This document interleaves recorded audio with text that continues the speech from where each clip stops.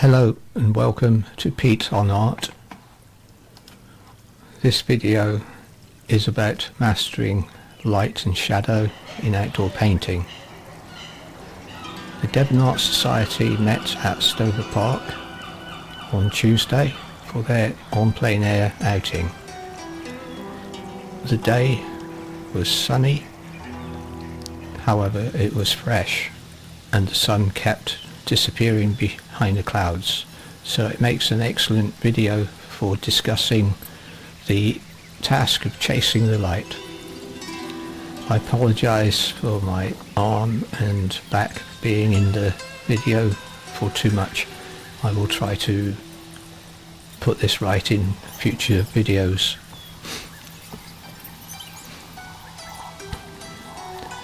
It was a beautiful day. There were lots of birds. There were squirrels wandering around trying to figure out whether the paints were edible, and we also had the occasional crow standing around watching, wondering what on earth we're up to. There were quite a few dog walkers and families because it was during the school holidays. Other members of the art group found little hideaways to tuck themselves away in. I chose a view looking down a pathway that goes along and out of the wood towards a sunny aspect.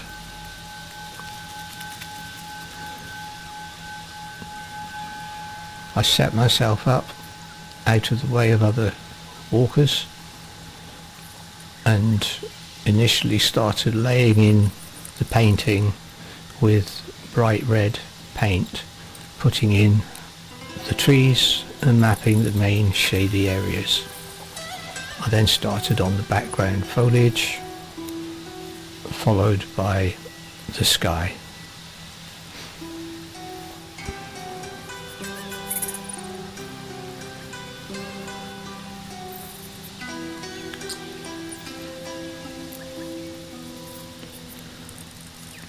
As I headed towards painting parts of the tree barks and the foreground, I started to have the challenge of getting the brighter lights in to the painting when the light was shining.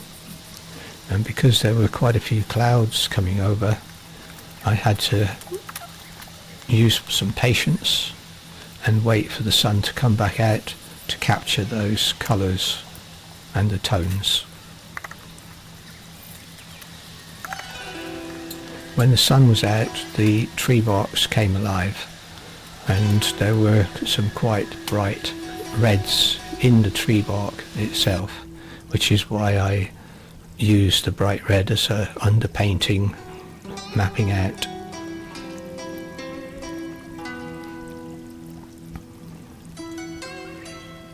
It was a beautiful day, and the birds behind me is a lake, and the birds, coots and moorhens, were chuntering away for most of the day.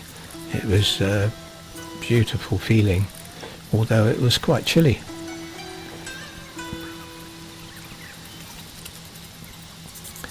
A few tips for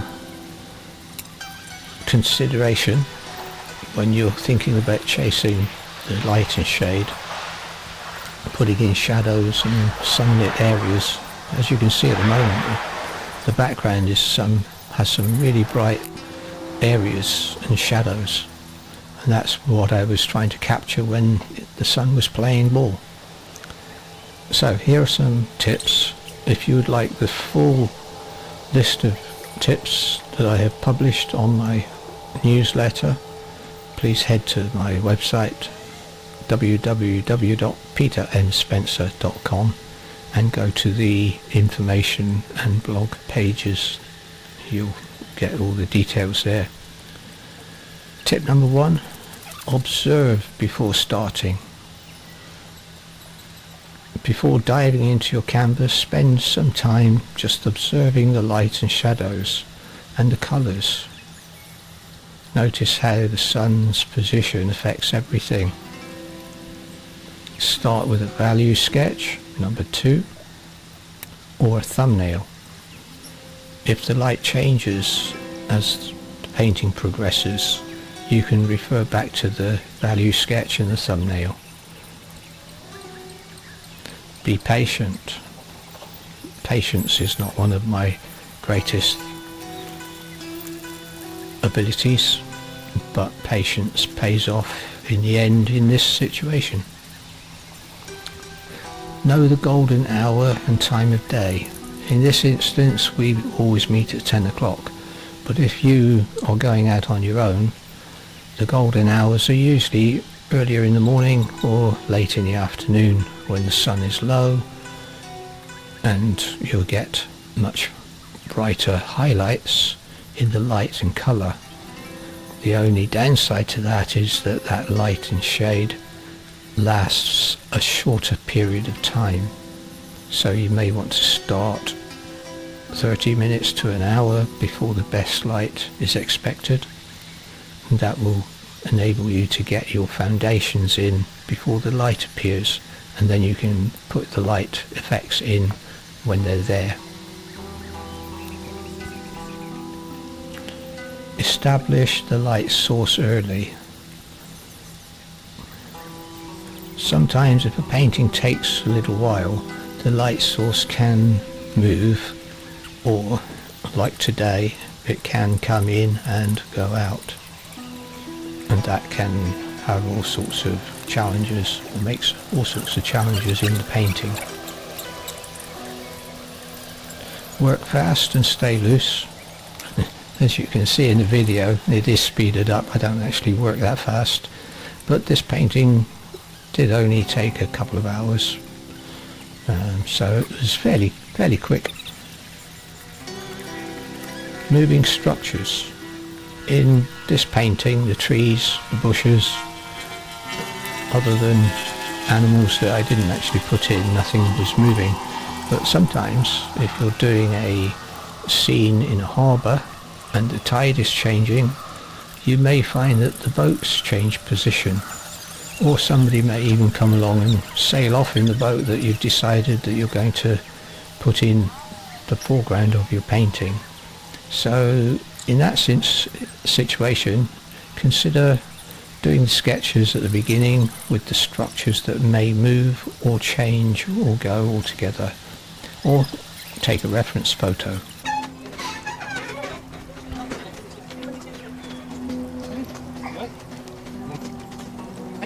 Tools. Isolating the tone and colour with a grey card and a hole punched through can often help. Basically, it's a simple piece of cardboard painted grey, a mid-tone grey, with a hole punch in the middle. When you look through the hole, holding it up at your view, you'll be able to isolate specific colours, and you can match that with the colour on your brush.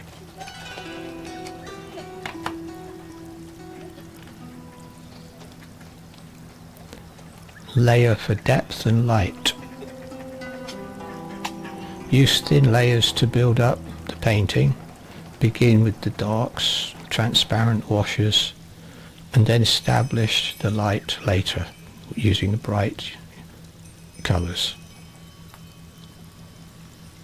This can create depth and allows the light to shine through in your final work, mimicking nature. Utilize atmospheric perspective. In my painting, most of the trees and bushes are quite close, so it doesn't actually show up in this particular image. But when you're doing a landscape, if you observe the horizon, the hills and the trees tend to go towards a blue-grey colour. There's more blue and less green. Take note of temperature. Cool colours tend to recede into the background. Warmer colours tend to come closer. Light colours tend to go back into the background, and darker, more vibrant, saturated colours tend to come towards the foreground.